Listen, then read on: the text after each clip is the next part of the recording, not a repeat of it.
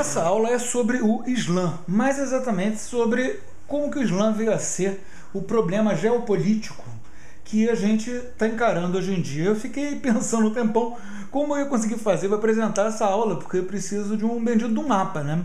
Aí eu acabei resolvendo fazer assim, filmar um mapa na tela do computador. Então as minhas fuças, vocês graças a Deus não vão precisar ver, mas vai dar para ver o mapa. Eu vou apontar no mapa aqui, ele aumenta também, olha só que legal, né? Eu vou apontar no mapa aqui, Medina, Meca, Jerusalém, Viena, Tunísia, essa farra toda.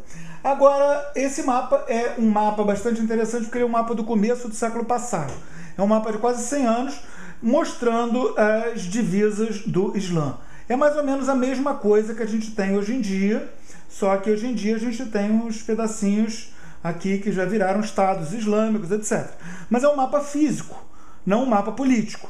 Então, a própria política desse mapa é muito louca. A política dele, se vocês virem com atenção, vocês vão ver que tem, sei lá, o Congo belga, tem um monte de coisas que não existem mais politicamente falando. Mas o que é muito bom, porque a gente, mal que bem, vai estar tratando de coisas que aconteceram do ano 600 e pouco até agora.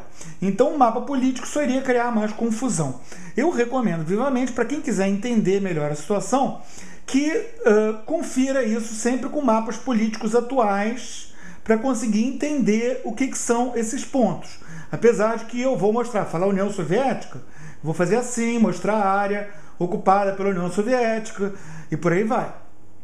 Mas vale a pena pegar um mapa atual para ir conferindo também sobre outros pontos de vista, né, o que é importante nessa história. Então a primeira coisa a fazer é explicar direitinho o que é esse Islã. O Islã é uma coisa ideológica, na verdade. O que a gente trata por Islã hoje em dia é uma série de ideologias, mais ainda de ideologias totalitárias. Entre elas, a principal é o arabismo, mas em segundo lugar vem o xiismo, mas são ideologias que, por serem totalitárias, como o comunismo, como o fascismo, elas não têm como conviver perfeitamente com uma sociedade democrática, plural, aberta, laicista, essa coisa toda do Ocidente atual. Agora, o fato do Islã ser uma coisa ruim não quer dizer que os muçulmanos sejam uma coisa ruim. Os muçulmanos a gente pode comparar com, por exemplo, a população da China, a população de Cuba, a população da Coreia do Norte. São pessoas que tiveram a desventura de nascer dentro de um meio controlado por aquele pessoal esquisito. Então eles aprenderam isso desde criancinha e, poxa, vai ter gente que é gente maravilhosa, vai ter gente que é gente ruim, vai ter todo tipo de gente. Não é porque alguém é muçulmano que a pessoa vai necessariamente ser um islamista, ser um radical dessa ideologia. Muito pelo contrário. A imensa maioria das pessoas que se considera muçulmano está se lixando de verde e amarelo para esse bestiológico, que é uma coisa de uma minoria ínfima. Agora, é errado também a gente ficar dizendo, não, mas são os radicais que são os malvados, o Islã é uma religião de paz. Não, não é. O Islã é a religião de submissão, a religião de guerra, é uma ideologia perigosa. O fato de que, graças a Deus, a maior parte das pessoas que se considera muçulmana não leva o Islã a sério e, portanto, não quer dominar o mundo, feito quem leva o Islã a sério, não faz com que o Islã seja bom. Se eles começassem a levar o Islã a sério, se eles quisessem virar bons muçulmanos, eles iam querer começar a matar os outros, a dominar o mundo, basicamente. Então, o Islã é ruim, ele não é uma religião de paz, ele é uma coisa ruim. Agora, tem muita gente boa que é mantida refém, por assim dizer, do Islã, como muita gente muito boa é mantida refém do comunismo chinês, norte-coreano, etc., sem por isso se tornar um comunista. Quanto mais a pessoa leva o Islã a sério, pior essa pessoa fica, especialmente do ponto de vista de alguém que preze haver a diversidade, que preze haver direitos para as mulheres, que preze haver uma sociedade que seja aberta à pluralidade de opiniões, etc. O Islã não pode ser tratado pela modernidade, pelos estados modernos, estados laicais, ele não pode ser tratado como o cristianismo é tratado, por uma razão simples. Na fé cristã, a gente tem esse ponto crucial quando Nosso Senhor diz para dar a César o que é de César, dar a Deus o que é de Deus. Do mesmo modo, quando chega um pessoal para ele perguntando como é que era para dividir uma herança, ele basicamente diz que ele não tem nada a ver com isso. O que ele está ensinando? Ele está ensinando que a religião é uma coisa e o governo civil é outra. Já o Islã considera que o governo civil forçosamente é o mesmo governo religioso. A gente vai se aprofundar nisso, na diferença da visão cristã, católica tradicional, da visão muçulmana, daqui a pouco. Mas o fato é que, como o cristianismo considera que deve haver um governo civil distinto do governo religioso, ou seja, o bispo não é o governador, o pároco não é o prefeito, então é possível um governo, sem deixar de reconhecer a religião cristã, ele tratar como coisas perfeitamente consentíveis outras religiões, sejam denominações protestantes, seja o espiritismo, a Umbanda, o que quer que seja, ele ter basicamente uma política de abertura, na medida em que a autoridade religiosa e a autoridade civil são coisas diferentes. Já no Islã, elas são uma coisa só. Então, um país que leve o Islã realmente a sério, ele vai matar todos os umbandistas, todos os espíritas, ele vai reduzir os cristãos e os judeus a um status de cidadão de segunda classe, fazer eles pagarem impostos extra e por aí vai, porque aquilo é um manual do escoteiro mirim, o Corão lá, é o texto sagrado dos muçulmanos, junto com os hadith, né, com os fatinhos da vida do falso profeta deles. Aquilo é um manual do escoteiro mirim que quer falar de tudo, que quer dizer como é que se deve literalmente limpar o traseiro, dobrar a barra da calça, todo tipo de minúcia de vida é tratada ali, e aquilo é considerado uma coisa religiosamente importante. Então, um governo civil separado num governo religioso é uma coisa impensável para o muçulmano. Isso foi o grande erro de quando os europeus pegaram essa região toda aqui e colonizaram. Aqui e aqui foi colonizado pelos europeus, aqui também. O que aconteceu? O que os europeus fizeram? Estou falando só das áreas muçulmanas, né? Os europeus colonizaram bem mais, né? Colonizaram isso tudo. Mas essas áreas muçulmanas, nessas áreas muçulmanas, os europeus trataram o Islã como em casa eles tratavam a igreja, ou as denominações protestantes, ou a sinagoga, e isso não funciona. O resultado é que eles, em geral, acabaram se vendo em maus lençóis, com a população muçulmana revoltada contra o governo deles por razões político-religiosas, que são as coisas mais complicadas de se lidar que possa existir. O Islã, então, ele acaba sendo uma coisa que necessariamente, quanto mais a sério a pessoa leva, mais ela tem o dever de pregar o Islã como solução política para a vida pública, substituindo um governo civil, que dirá um governo laical, e por aí vai. É, portanto, um problema geopolítico, um problema civilizacional muito sério. Quando o capeta fez o Islã, ele não estava brincando em serviço. O Islã, ele foi inventado por um falso profeta chamado Maomé. Reparem, eu dei um zoom aqui, a gente pode ver o Oriente Médio, né? Maomé nasceu aqui, em Meca, em 570, no ano 570, depois do nosso Senhor Jesus Cristo, ele nasceu aqui em Meca. Vocês reparem que Meca é no raio que o parta, é um lugar longe. Ele é longe de Jerusalém, ele é longe de Damasco, ele é longe de Teherã, de Ispahan, de todos os lugares legais onde rolava um comércio bonito. A única coisa que Meca tinha era uma certa proximidade com o Mar Vermelho, né, aqui onde os judeus atravessaram a pé nu, etc., com o Mar Vermelho, e, portanto, ser um lugar propício para algum pequeno comércio daqui do norte da África, Sudão, Abissínia, Etiópia, essa região aqui, com as Arábias. Então, Meca era um entreposto comercial furrequinha. quando Maomé nasceu. Mas, porém, contudo, entretanto, no entanto, todavia, lá era um grande centro pagão. Era um lugar em que já existia um gigantesco ídolo pagão. Era um predinho quadrado, que os muçulmanos hoje em dia adoram o predinho inteiro. Esse predinho quadrado tinha a estátua de um ídolo lá, todo de pedra vermelha, com a mão de ouro, que faziam as macumbas com as flechas para ver o futuro, os negócios muito doidos assim. E tinha também uma pedra que se presume que seja um meteorito, que era uma pedra da sorte, que unia os céus e a terra, todo um bestialógico idólatra que existia nessa época aqui em Meca, que era então uma central pagã.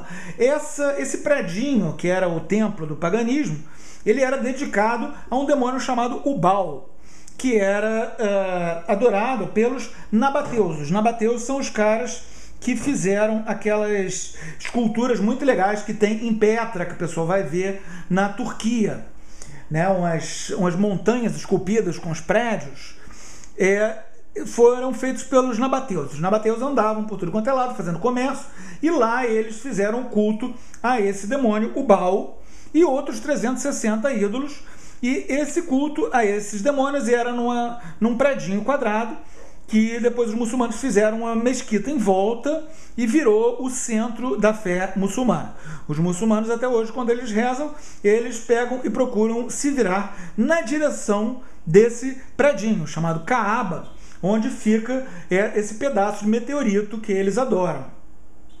Esse ídolo deles, que é um pedaço de meteorito que é posto dentro de uma espécie de genitália feminina de prata, incrustado na parede, que todo mundo tem que ficar passando a mão naquele negócio para dar sorte. O Maomé, ele era um comerciante. Não existia carros usados para ele vender na época, mas ele viajava para cima e para baixo, comprando coisas, vendendo coisas. Ele era basicamente um cara que ganhava vida no papo. Quando ele tinha 25 anos de idade, ele arrumou uma coroa rica, que é coisa que muita gente que gosta de levar a vida no papo sonha em fazer. Ele arrumou uma coroa de 40 anos de idade, ele tinha 25, chamada Hadija, que começou a bancar essas aventuras dele, de ficar dizendo que tinha profecias, e todo esse 171 dele, no começo foi bancado por essa senhora, que, por sua vez, tinha parentes nestorianos. Os nestorianos são uma heresia do cristianismo que não consegue entender como Nosso Senhor Jesus Cristo é ao mesmo tempo homem e Deus. Então eles separam, botam como se houvesse duas pessoas, a segunda pessoa da Santíssima Trindade e uma outra pessoa que é o homem e Nosso Senhor Jesus Cristo. Então eles, os nestorianos, eles se negam a chamar a Santíssima Virgem Maria de Mãe de Deus. Eles dizem que ela é mãe do Cristo, mas não é mãe de Deus, porque eles não entendem que não há dois Jesuses, um que é o Cristo, o outro que é Deus. Há uma pessoa só, que tem duas naturezas, humana e divina. Mas eles não entendem isso, então eles negam isso. O Maomé, ele foi criado num ambiente de paganismo misturado com o nestorianismo, com uma grande presença também de judaísmo rabínico, lá em Meca. Quer dizer, vocês veem que já é uma salada de frutas muito legal. E essa coroa era muito esperta. E quando ela viu que o cara era realmente um espertalhão que ia longe na vida, ela resolveu ter um monte de filhos dele. Agora, há razões para crer que esses filhos que ela teve não são exatamente dele, principalmente porque ele, depois dela, teve mais uma dúzia de outras mulheres e nunca conseguiu engravidar nenhuma outra. Tratando-se de uma coroa esperta, é presumível que esses fossem filhos do Cadinho. Então, ela teve esses filhos, supostamente, de Maomé, dos quais quem nos interessa, a gente vai falar um pouco mais tarde dela, é uma moça chamada Fátima, que inclusive quando houve a dominação muçulmana da Península Ibérica, foi criada uma cidade em Portugal chamada Fátima, onde a Santíssima Virgem Maria apareceu, Nossa Senhora de Fátima. Fátima originalmente é o nome da filha do Maomé, né? Essa filha, supostamente, do Maomé, era filha dessa ricaça de 40 anos de idade que casou com ele de 25. E ela casou com o Ali, que é um cara super importante porque ele é o primeiro sujeito a aceitar o Islã e ele é um dos pivôs da briga que dividiu o Islã entre os xiitas, que hoje em dia ficam mais pro ladinho aqui, e os sunitas aqui, ó, peraí. Os xiitas ficam mais para cá e os sunitas ficam mais para cá. Essa briga, ela é em torno, entre outras coisas, desse Ali, que é o cara que foi o pai da descendência da Fátima, logo da descendência masculina que vingou do Maomé. O Maomé casou com outras 12 mulheres, além da Khadija. Essas outras 12 ele escolheu por critérios políticos, porque era filha de alguém importante, em suma, era tudo treta, coisas que ele arrumou para fazer com que as conquistas e dominações que ele estava fazendo funcionassem mais depressa. Mas ele nunca conseguiu ter filhos com nenhuma delas. Dentre as esposas tardias, a mais importante, que é o outro pivô da briga que separou xiitas e sunitas, é a Aisha. A Aisha não era flor que se cheire, apesar de ela ter sido inicialmente vitimizada pelo Maomé, que casou, entre muitas aspas, com ela quando ela tinha 6 anos de idade e a estuprou quando ela fez 9 anos de idade. Aos 9 anos de idade, eles consumaram o casamento, por assim dizer, estuprou a pobre criancinha. Agora, é uma coisa muito comum acontecer que quando uma pobre mulher é estuprada em criança, ela passa a usar o sexo como arma e ela se dessensibiliza ao sexo. Tanto que a imensa maior parte das prostitutas são mulheres que que sofreram abusos sexuais graves na infância. E a Aisha, que foi vítima de abuso sexual grave da parte do Maomé, ela, mais tarde, já na adolescência, ela passou a controlar o Maomé, levar o Maomé pelo nariz para onde ela bem entendesse. Basicamente, a força da perseguida, por assim dizer. E muita coisa que aconteceu ali no entorno do Maomé aconteceu por conta de fofoquinhas e coisas que essa mocinha fez. Ela era a favorita do Maomé. O Maomé babava por ela, era completamente apaixonado por ela, só queria saber dela, era a esposa número 1 dele, na verdade número 2, porque ele sempre foi apaixonado pela coroa, mas a coroa morreu, então ela era a que ele realmente curtia. Ele morreu no quarto dela, por exemplo, sem ela, mas morreu no quarto dela. Ele tinha todo um borogodó com ela.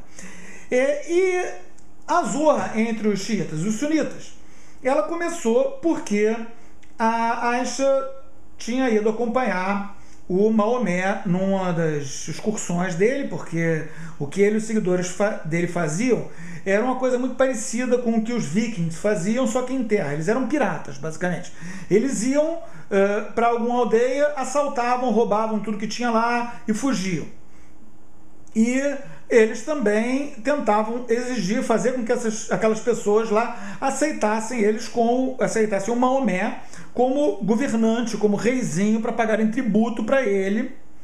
E assim era uma coisa só, a aceitação dele como autoridade política e como autoridade religiosa. Quer dizer, os caras viravam muçulmanos, ou seja, viravam pessoas da submissão, pessoas submissas ao demônio Alá, e assim elas serviam ao Maomé, que era, portanto, o chefão de todos esses submissos. Então, ele estava numa batalha dessa lá, para matar alguém, para roubar de alguma coisa, e a Aisha foi junto, para ficar gritando: isso, vai em frente, vai lá, meu bem, não sei o que, essas coisas que a mulher faz. Aí, o pessoal ia sair, né, a caravana ia voltar lá para Medina, onde eles moravam, e, segundo ela se lembrou quando ela foi fazer xixi num cantinho lá, ela tinha perdido um colar de que ela gostava muito, que o Maomé deu para ela e coisa e tal.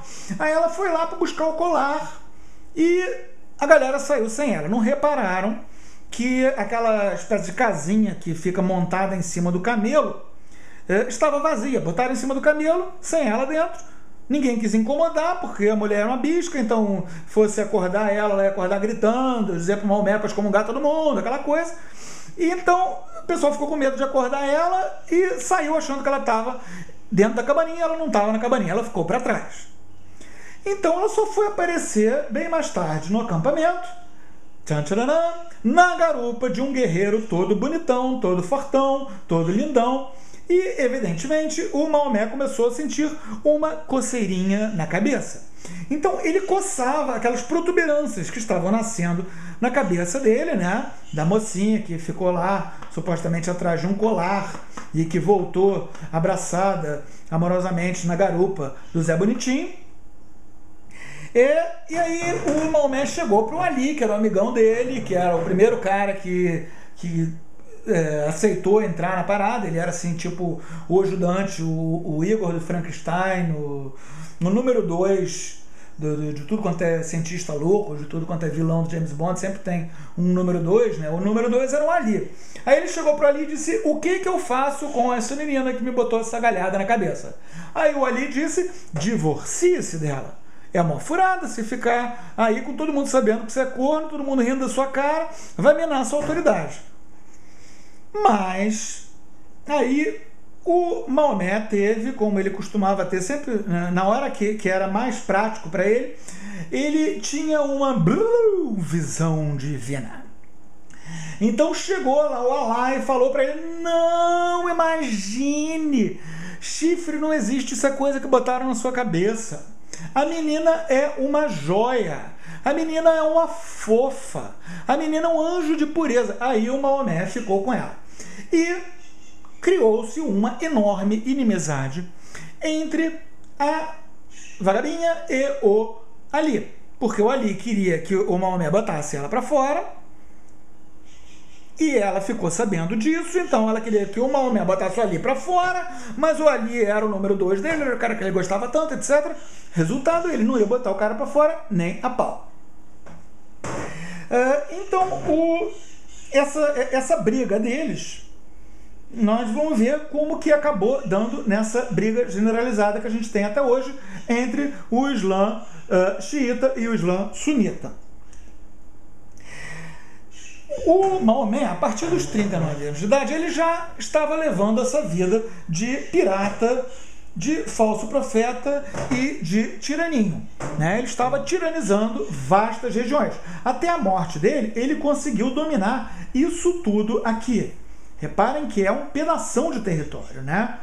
Que ele conseguiu dominar. Ele conseguiu pegar todo mundo na marra, pela espada, e dizer: olha, agora vocês viram muçulmanos ou vocês viram muçulmanos. Se vocês não quiserem virar muçulmanos e vocês forem judeus, vocês perdem o direito de voto, vocês vão ter que pagar um imposto caríssimo, etc.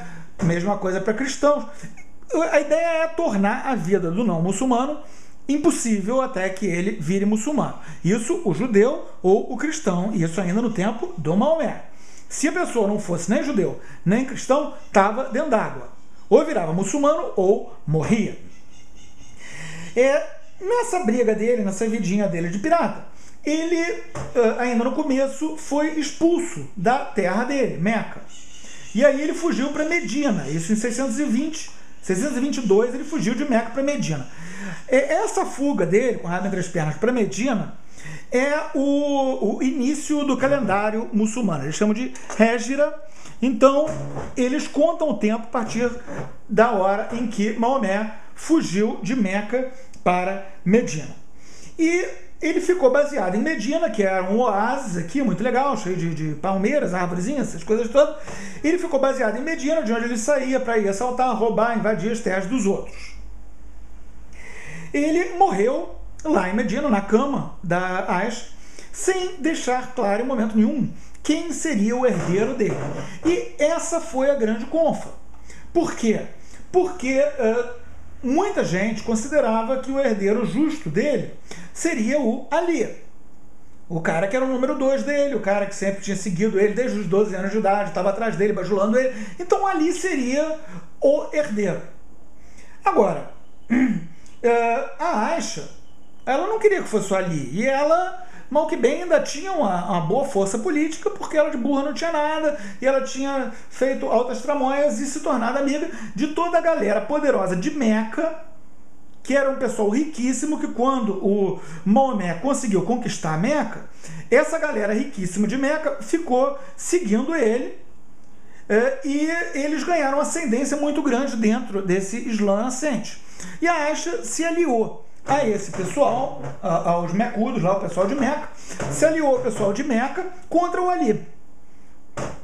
Então, teve uma sequência de supostos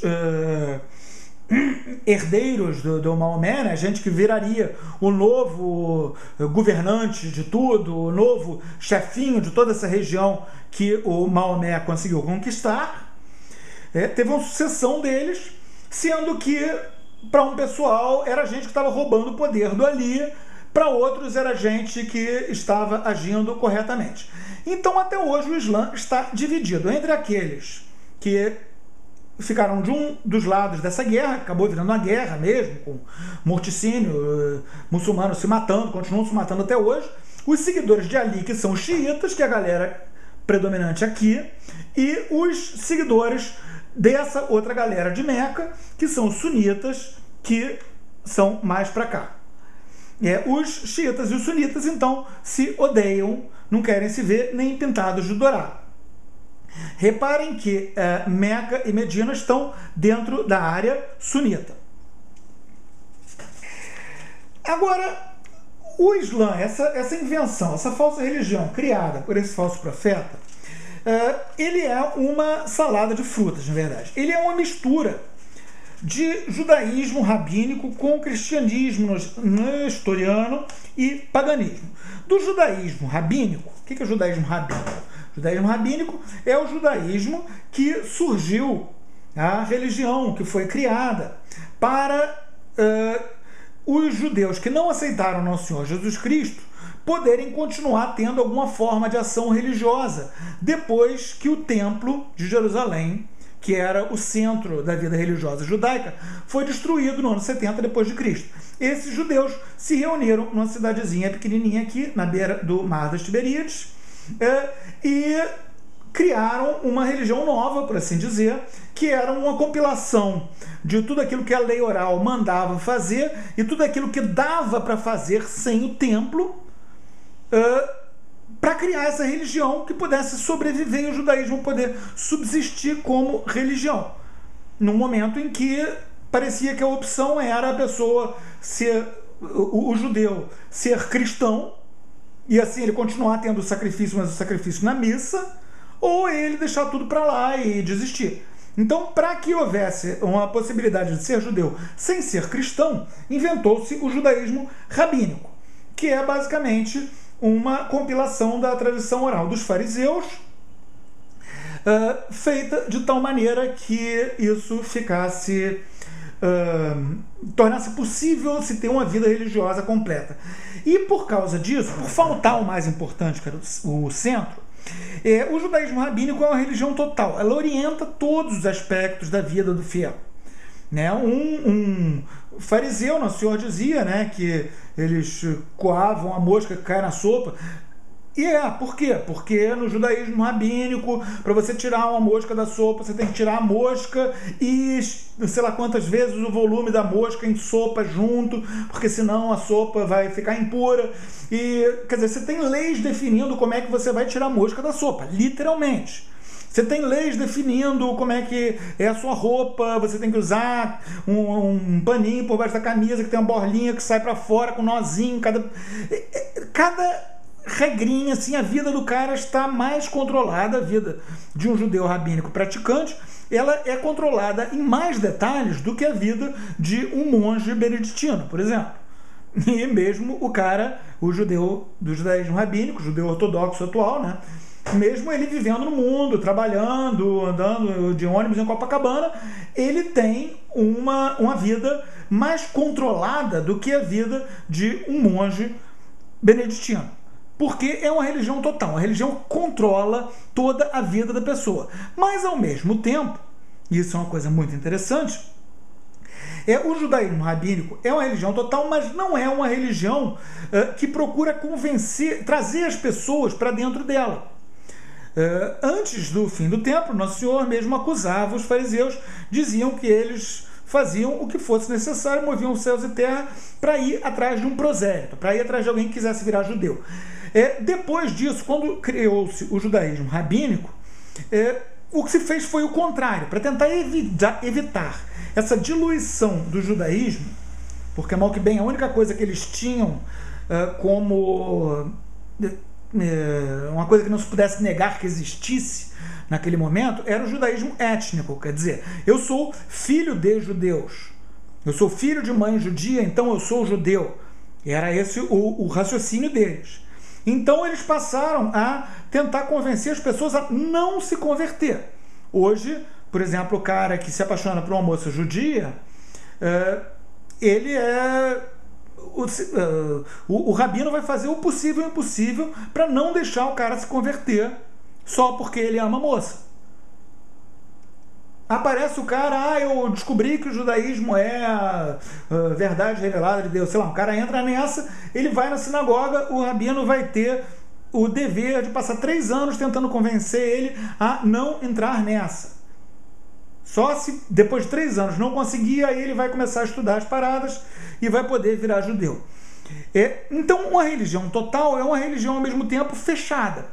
É uma religião que não procura se propagar, senão demograficamente, tendo muitos filhos, não fazendo prosélitos. Ela tem um direito positivo, não só eclesiástico, como também civil, criminal, administrativo, familiar, regras de higiene, e por aí vai. O Islã, ele é como o judaísmo rabínico nesse sentido, com a diferença de que ele é universalista, ele é católico, ele procura ser tudo para todos. Ao invés dele tentar ser tudo para aquele grupinho, ele quer dominar o mundo. Todo mundo tem que ficar assim. Todo mundo tem que seguir aquelas leis eclesiásticas, civis, criminais, administrativas, familiares, aquelas regras de higiene. Todo mundo tem que rezar virado na mesma direção. No começo eles rezavam virados para Jerusalém, depois passaram a rezar virados para Meca. O Maomé, ele mudou, ele sempre mudava as coisas de acordo com a situação tática do momento. As regras religiosas dele sempre mudavam, por isso que o Corão, quando alguém vai interpretar o Corão em qualquer escola de jurisprudência, tem um monte, uma das regras básicas é que o que vale o que foi escrito depois, porque ele se contradiz. Então primeiro ele diz pode, depois ele diz não pode. Então se o não pode vem depois, vale o não pode. Se o não pode vem antes, depois ele diz pode, vale o pode. E por aí vai. O culto do Islã é um culto baseado no culto sinagogal, quer dizer, no culto do judaísmo rabínico, um culto que é o contrário do culto cristão, ao contrário do culto do judaísmo tradicional, é ao contrário do culto pagão em geral. Não tem sacerdote nem sacrifício. Antes que vocês cheguem e digam, peraí, como é que culto pagão tem sacerdote e tem sacrifício? Gente, mãe de santo matando a galinha preta é um culto pagão. Ela é uma sacerdotisa, a galinha preta é um sacrifício. Paganismo sempre tem sacrifício. Toda religião tem sacrifício. Religião sem sacrifício é uma invenção do judaísmo rabínico que disse, não, a gente tem que aguentar até a gente conseguir construir o templo de novo, porque a gente continua tendo que fazer o sacrifício. Então a primeira religião inventada sem sacrifício nenhum é o Islã. Porque o Maomé viu o judaísmo rabínico, não entendeu que eles estavam esperando a hora que conseguissem reconstruir o templo, que continua sendo o sonho deles. Um dia a gente conversa sobre isso, é uma história muito interessante, mas não dá para entrar em detalhes agora. O Maomé viu aquele culto da sinagoga e disse, gostei. Então ele inventou esse culto sem sacrifício, sem sacerdote, um culto basicamente de oralidade. As pessoas ficam só fazendo blá, blá, blá. Elas ficam orando, elas ficam com oratória, ores boca, em latim, né? Oral quer dizer da boca. Então a oratória, a oração, é um culto da boca para fora, como o culto sinagogal. Do mesmo modo, ele pegou do judaísmo a ideia de tabus alimentares. A carne de porco é proibida para o muçulmano, por exemplo. Eles têm uma série de regras para abate, para preparação de alimentos, que não são exatamente as regras judaicas, mas são uma versão fantasiosa das regras judaicas feitas por um sujeito que conhecia meio que de ouvir falar e de ver um pouquinho aqui e ali o judaísmo, que era Maomé.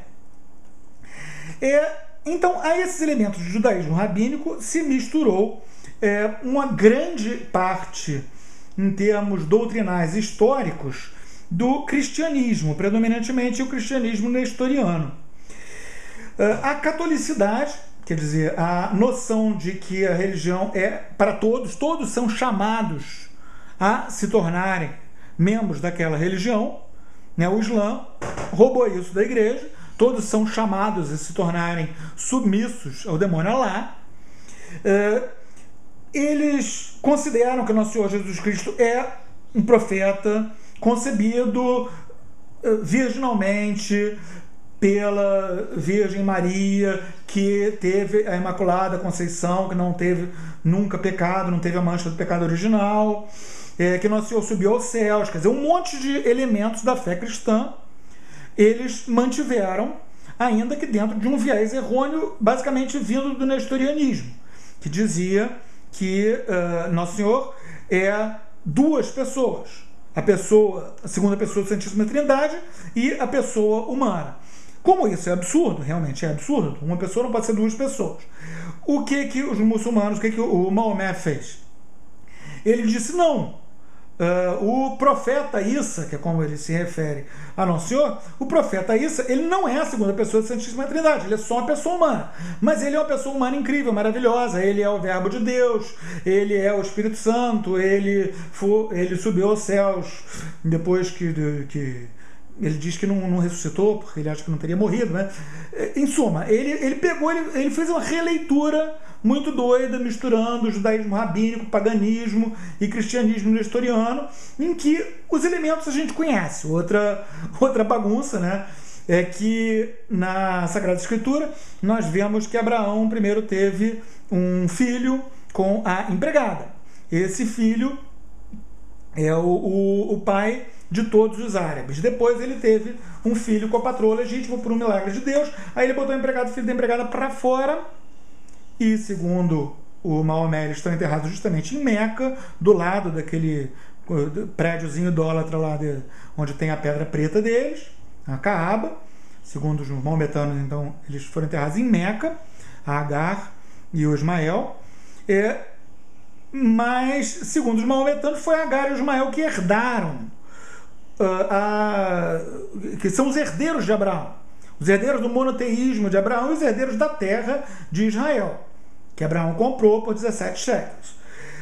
Então, na Sagrada Escritura a gente vê que é o contrário, que Abraão botou para fora Agar e Ismael e ficou com a Sara e com Isaac, que é o pai de todos os judeus. Então os judeus seriam, teoricamente, os donos daquela terra.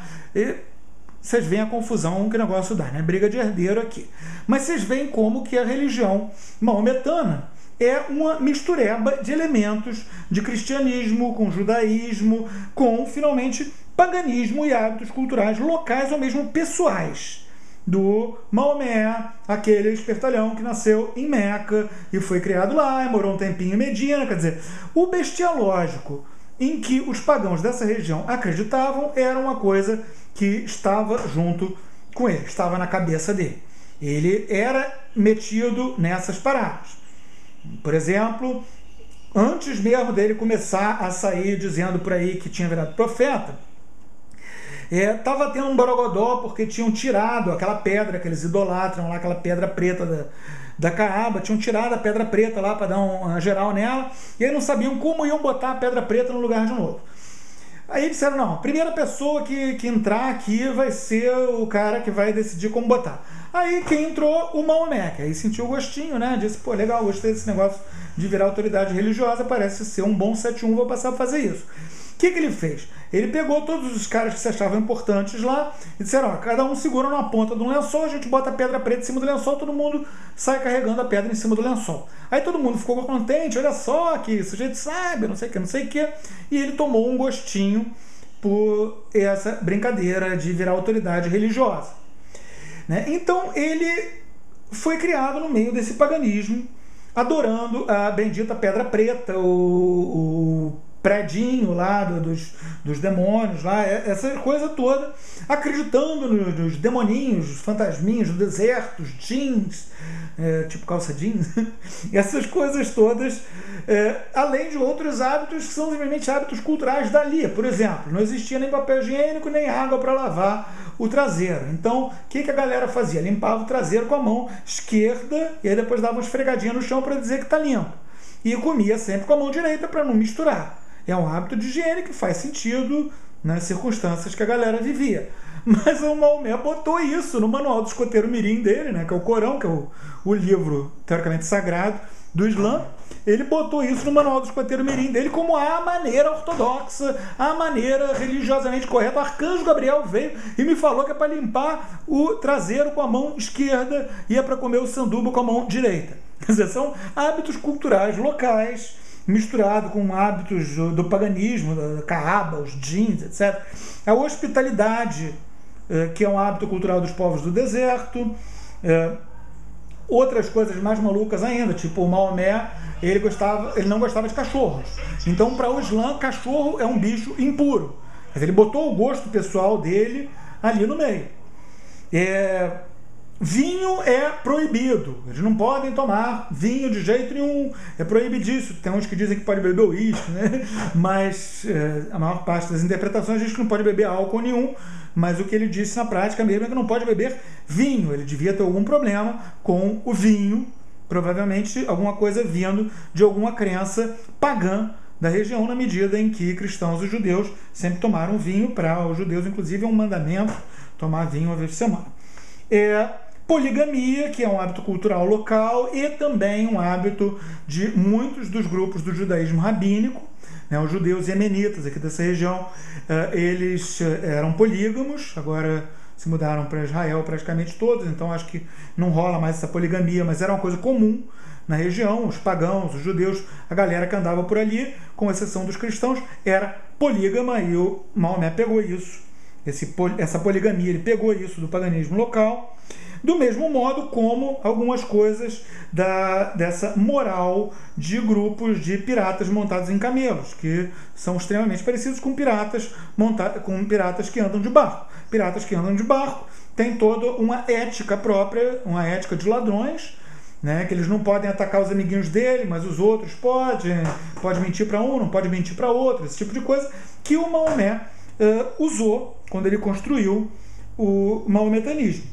Então, eles podem mentir, estuprar, assassinar, furtar, roubar o infiel, mas não o fiel. Eles podem escravizar uma mulher, se a mulher não for muçulmana. Se a mulher for muçulmana, eles podem casar ela com um sujeito que vai tratar ela como escrava, que dá quase na mesma, mas ela não vai ser tão propriedade do sujeito assim. Quer dizer, eles têm toda essa noção de direitos extremamente diferentes do fiel e do infiel.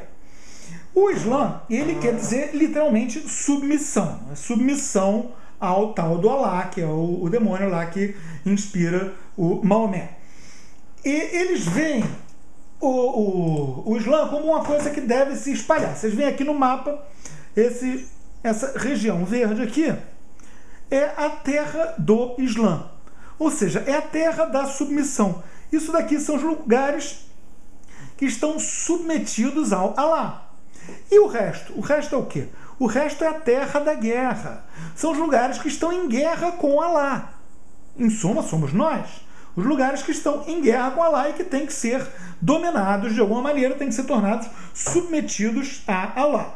Dentro da terra da submissão, quer dizer, do território que é submetido ao Alá, os cristãos e os judeus são tolerados como dhimes, como cidadãos de segunda classe, que tem que pagar impostos a mais e por aí vai. É proibido alguém largar o Islã. O sujeito era muçulmano, aí se converteu ao cristianismo, pela lei muçulmana ele tem que ser condenado à pena de morte. Se o sujeito diz, não, mas peraí, eu sou muçulmano e acho que não tem que matar o cara só por causa disso, é porque essa pessoa não é um muçulmano sério, porque toda a lei muçulmana diz que tem que matar sim. O Maomé disse que tinha que matar sim. Por isso que eu digo, quanto mais a sério a pessoa leva o Islã, pior. Porque o Islã é ruim. Tem muita gente boa que acha um absurdo matar alguém porque se converteu do Islã ao cristianismo. Muita gente boa, nascido muçulmano, criado muçulmano, que acha isso um absurdo. Mas por que esse cara acha isso um absurdo? Porque, graças a Deus, ele faz o favor a si mesmo de não levar o Islã a sério. O Islã, ele tem uma crença, um sistema de crença bastante confuso. O Islã xiita, ele é mais voltado à crença mesmo, à teologia propriamente dita. Eles têm toda uma coisa intrincadíssima, teológica, uma construção teológica gigantesca, ao passo que o Islã sunita, ele é mais voltado para a ação, ele enfatiza mais fazer aquelas coisas. Quais coisas? O que eles chamam de 5 pilares. Proclamar que Alá seria o único Deus e o Maomé seria o profeta do Alá. Então, para o cara virar muçulmano, o que ele tem que fazer é reunir umas testemunhas e falar na frente delas que ele acredita nisso, que ele acredita que Alá seria o único Deus e o Maomé seria o profeta dele. Ele também tem que rezar, de preferência 5 vezes por dia, naquelas horas determinadas.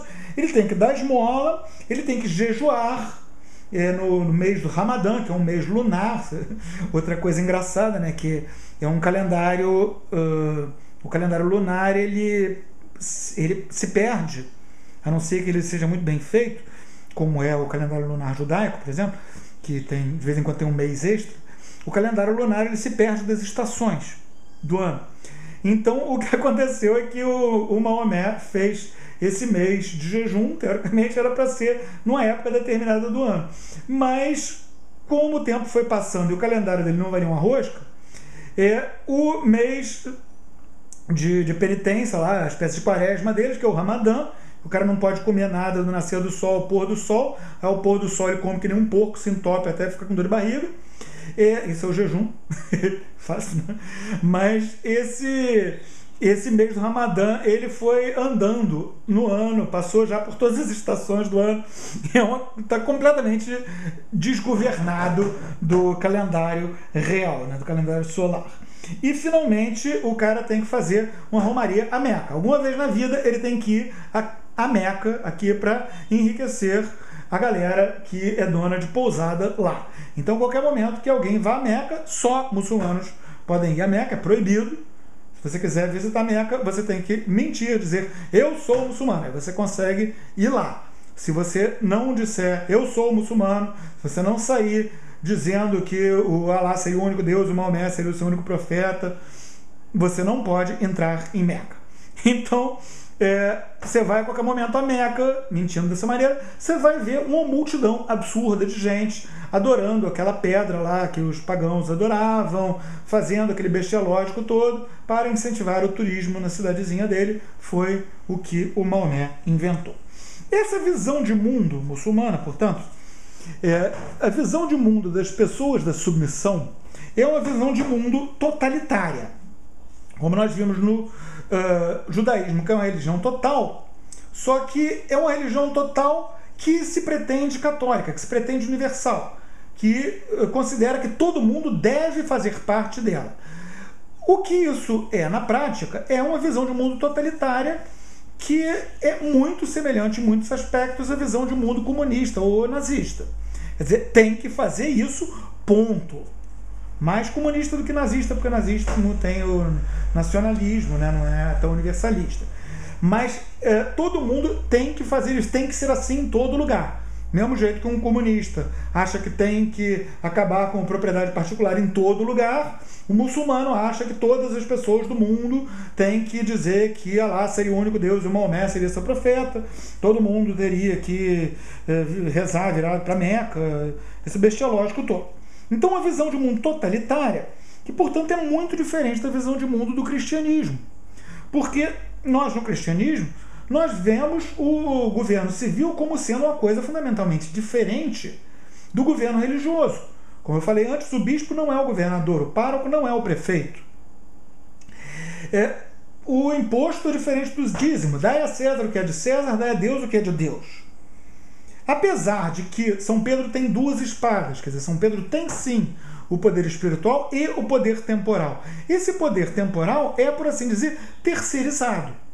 Ou seja, o padre ele não tem que administrar a cidade e o bispo não tem que administrar o Estado de jeito nenhum. Agora, é a função do bispo ele ir puxar as orelhas do governante, do governador, se o governador fizer besteira. Como, por exemplo, no tempo do Eugênio Salles, teve um governador louco do estado do Rio que queria que a polícia indicasse aborteiros para moças que tivessem sido estupradas. O cardeal disse, não, essa lei não vale, ninguém precisa obedecer a isso. Ele usou esse poder da espada temporal de São Pedro, mas ele não iria ir cuidar da Companhia de Limpeza Urbana ou do Detran, que são coisas completamente diferentes, que não são da alçada religiosa.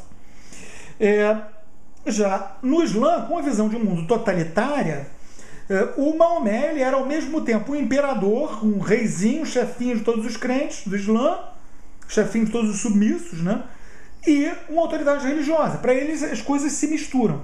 E isso faz com que o Islã seja incompatível com a democracia, com o Estado laico, com o Estado confessional não muçulmano.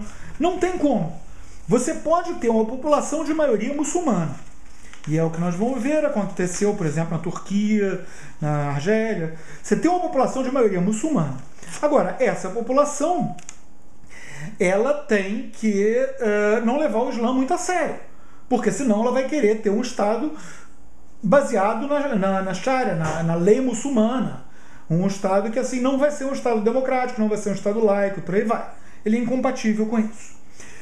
O Islã ele usa como fundamentação para todo pensamento teológico o livrinho, o Corão, né, que é o livrinho que o Maomé teria ditado lá, teria vindo o arcanjo Gabriel para ele, na verdade, provavelmente era um serzinho chifrudo, com rabinho pontudo, assim, né? E ele chegou para ele e teria ditado um monte de coisas. Então, esse livro, que teria sido compilado por um monte de seguidores do Maomé, porque o cara seria analfabeto, e os hadiths, que são os fatinhos da vida dele, né? Quem é responsável por um monte desses hadiths é a menininha que ele estuprou lá atrás, lembram? Da Aisha? Pois é. Ela que depois ficou dizendo, não, aí um dia ele disse que na hora de calçar o sapato tem que botar o dedão virado pro lado, na hora de botar a calça tem que mostrar o ossinho do tornozelo. Ela que ficou falando esse tipo de coisa para um monte de gente.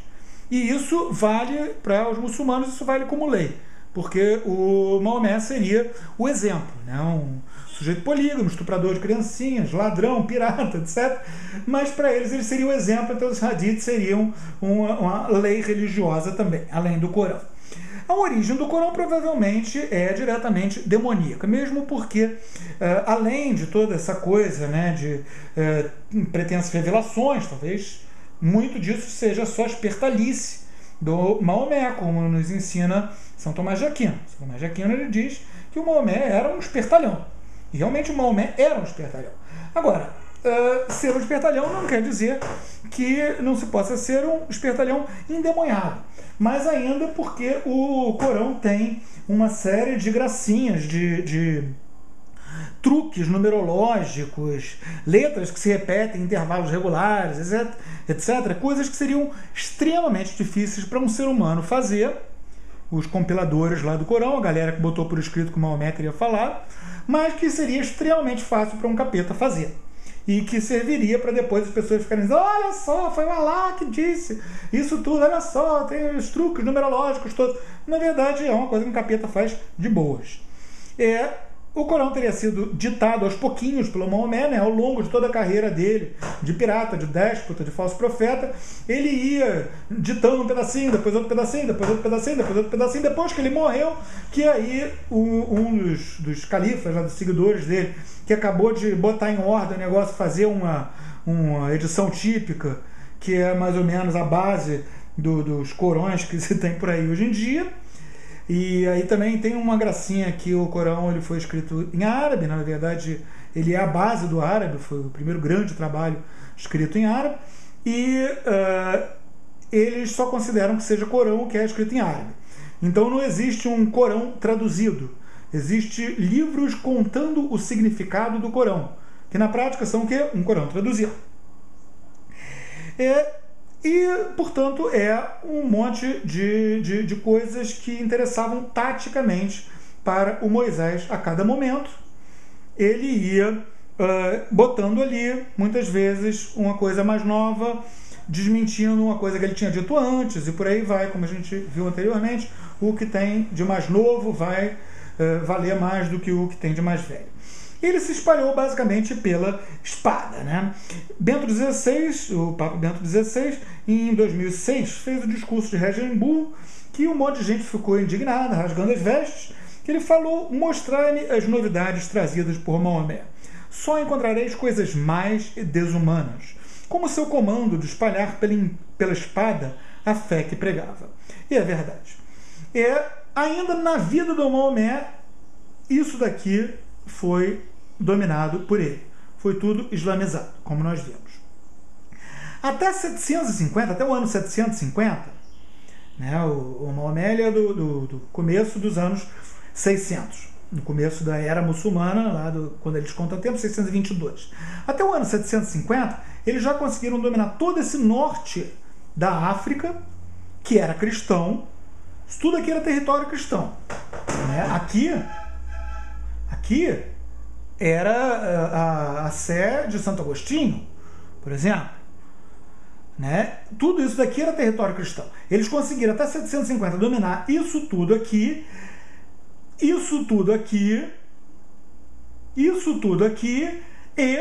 horror dos horrores, isso tudo aqui, a Península Ibérica. Vamos dar um zoom aqui na Península Ibérica.